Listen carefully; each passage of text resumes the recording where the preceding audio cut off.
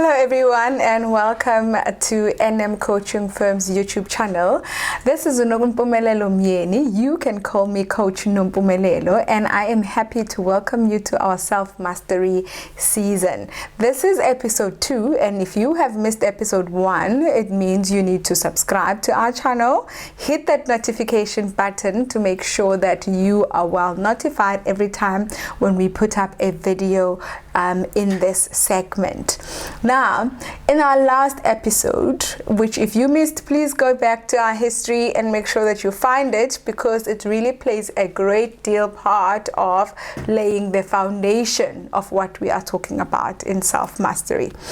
When we last episode, we spoke about the holistic understanding of what is self-mastery, and right now what we are focusing on now for this episode is what is mind mastery. How do you master your mind? Why is it important to master your mind? How does it affect you if you haven't mastered your mind? And what are the things to look out for when it comes to mind mastering that contributes a great deal to self-mastery? Now, why is the mind so important? Because our minds are our control center. This is my belief, that this is where everything begins. It is fought, won, and lost, and this is where all of our lives actually really do happen, because this is where we interpret, we output. Our behavior stems from there, from the things that we've been thinking about. The things that we see around us really do stem from the things that we are thinking about most of the time. So what is the purpose of our minds? Our minds really receive information, they process the information, and they allow us to derive at an interpretation. And what does it mean? Let me make an example for you. Firstly, let's just say you're walking down the street and you see a lion. Your mind quickly, as you see it with your eyes, it quickly goes into your mind to say, lion. And the minute you say lion, your mind starts to say danger, and danger starts to say you're going to be harmed. Therefore, the interpretation, simply output of that, will say to you, run, hide, climb a tree, something that could be a mean of protecting yourself from that. So can you see, from your eyes you received the information, from your mind you interpreted what it means, and then the output was whether you need to run, or you need to climb a tree, or you need to hide. So that is why I'm calling our minds our control center, because basically everything that we do stems back from how did we receive it, how did we interpret it, and what was the output out of the interpretation that we gave of the information that we received. Now, before I go ahead of myself, let me just go a step back and take you step by step from receiving to processing to interpretation. Receiving, we receive using our eyes, our nose, our ears, our hands, the sense of touch and sense of smell, our seeing, and our sense of hearing. That is how we input information into our minds. That is how we give our minds data, or data, depending on your school fees, they say. Data or data, to be able to now start the process of processing of that information. Now, when we process the information, then that's where we start to give meaning. What does it mean? What is it? What do I know it to be? What do I have a memory of it being? So that's the processing process that happens, that when you identify, yes, that's another word. It's when your mind, you are identifying the data based on what you've got as information stored in your mind, and that is the processing process. And then the third thing that happens is that we then interpret. So in the interpretation process, if you go back to our example of the lion, the interpretation is when you now decide that this is dangerous. This requires me to, this can harm me. This can, I could die or something like that. Whatever interpretation that you come up with out of processing the information. And then the last step then that happens is your output. What you are outputting then in terms of what actually happens after this realization of what this information is. If we go back to our example, the output would be you deciding to run, to hide, to climb a tree, to play dead, whatever it is that you decide to do based on what the processing meant for you. So I think now we've got a clear understanding of how really this big function of what a mind is. Now, why is it important then to master it? Which is where we are at. It is important to master our minds because that is where our behavior stems from. You find that most of our behavior inform our relationships, who is in our lives and why they are in our lives and how they are in our lives. And how we tend to keep people or let go of people is always based on the fact that are we able to receive information from those people, interpret it correctly, and able to output a manner that maintains that relationship in a comfortable or in an acceptable manner or an acceptable form. I like this because most of the time we think how we relate to people is often organic or is often dependent on them and what they've done. And in coaching, we really do advocate for you to focus first on yourself. How am I receiving? How am I processing? How am I interpreting? And what is my output out of what is happening out of this relationship? Someone might say, for example, so-and-so doesn't love me. But what is it that you are not receiving as information that makes you to conclude that you are not loved? You see, it is not about just blattering a statement, but it is so important that in your mind you are able to sort of do the entire process of processing and interpreting and ensuring that you can get to that space that is able to then give you the information that you can trust. Now, there's a book that I once read by Joyce Meyer. It also the title is The Battlefield of the Mind.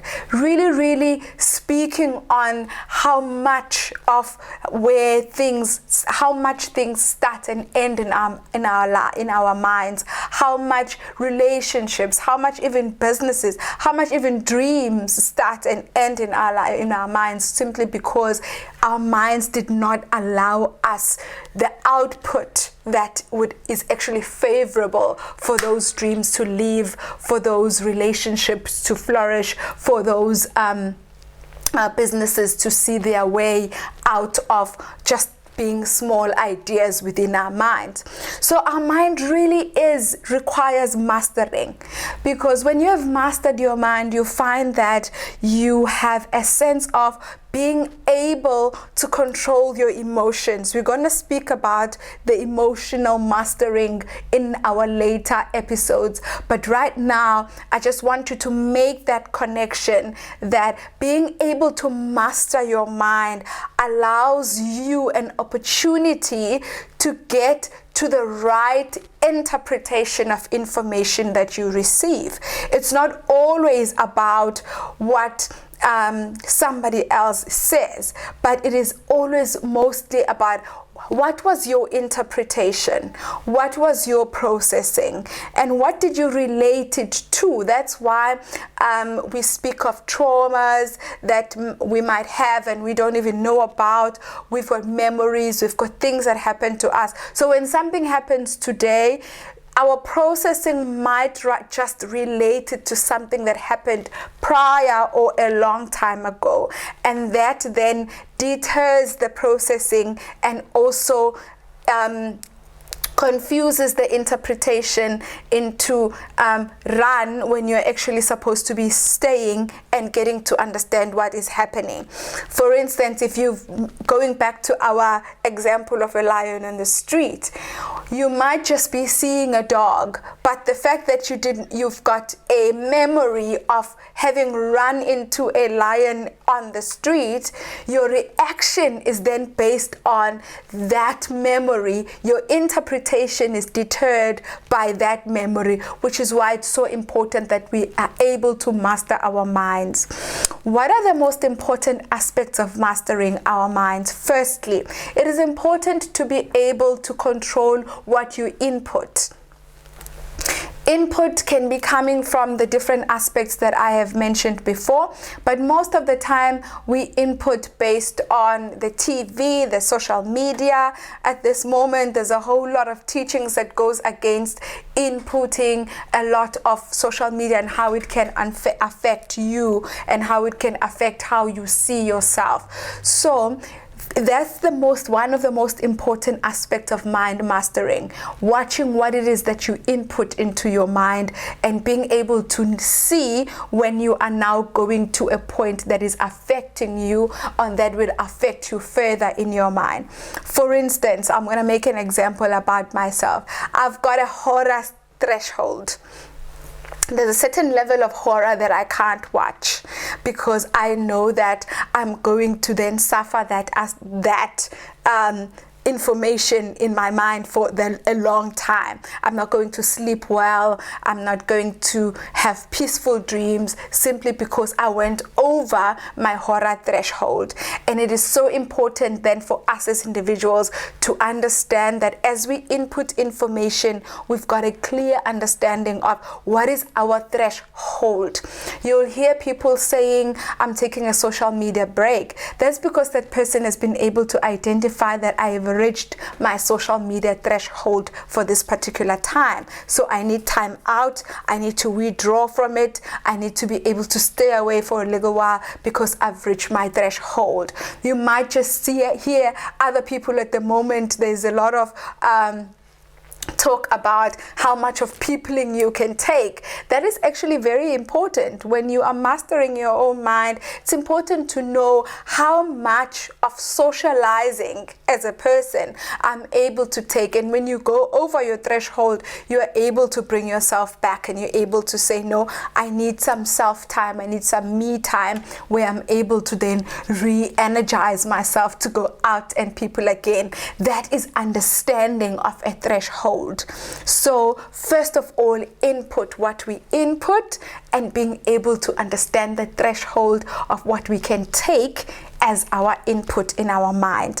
Second of all, it is very important to be able to listen to our minds. How do you listen to you? Someone would ask, how do I listen to me? But it's so important that you have an ability to hear your own voice, hear your thoughts, hear how you are thinking about yourself, how you are thinking about other people, because that creates reaction. That creates how you are going to act going forward. So it is very, very important that you learn the skill of listening to your mind. This allows you an opportunity to be able to see when you are leaning more on the negative thinking or more on the positive thinking. It is very important identifying yourself when every time you receive information, your output is negative, which means your processing is more towards your negative side. So you need to then be able to lower yourself back into being able to process things positively and being able to ensure that you are positively,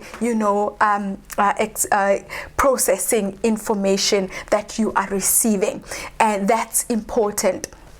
Number 3, it's being able to rest your mind when you need it, when you need to rest your mind. Some of us, we think rest is TV. Oh, I was resting. What were you doing? Oh, I was just sitting and watching TV. but your mind was working. Or I was resting. What were you doing? I was sitting and reading a book. Resting. Let's take time out to meditate, where you really go in to listen to your mind, where you really go in to go to the corners of where your mind is at. What have I really been thinking about lately?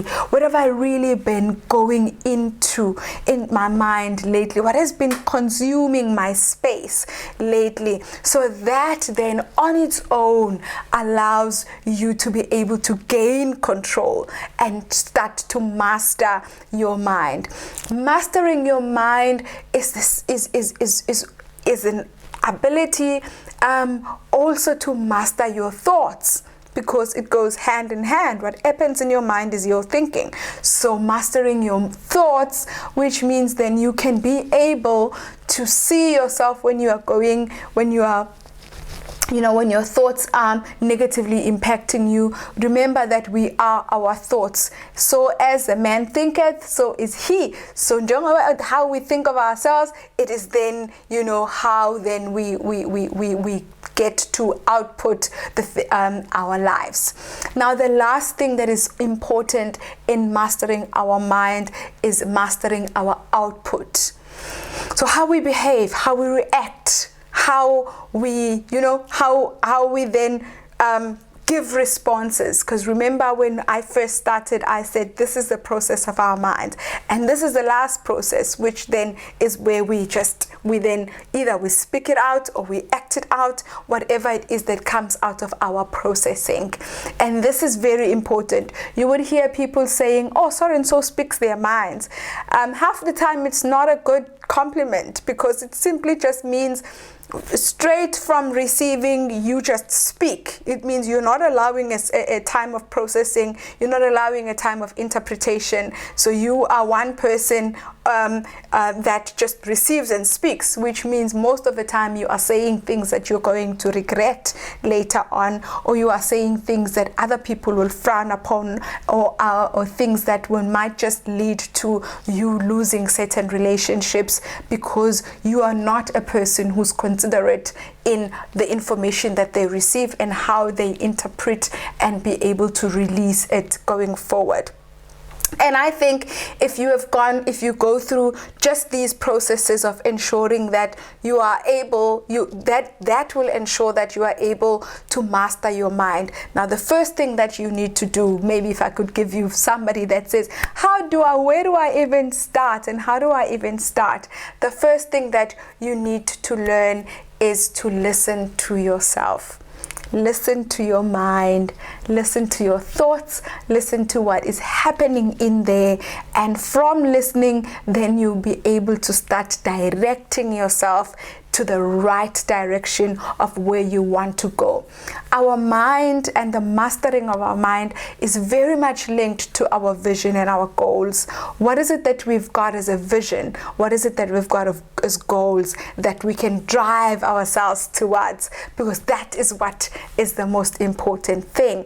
Now, as you master your mind, I want to say that it is so critical to make sure that you covered the areas of vision, you've covered the areas of goals as well. And that will allow you to be able to learn the means and the ways of mastering your mind towards your vision. Thank you so much for watching this episode, and do look out for the incoming episodes. Don't forget to subscribe, to link the notification button so that you don't miss out on any of NM Coaching Firm's videos.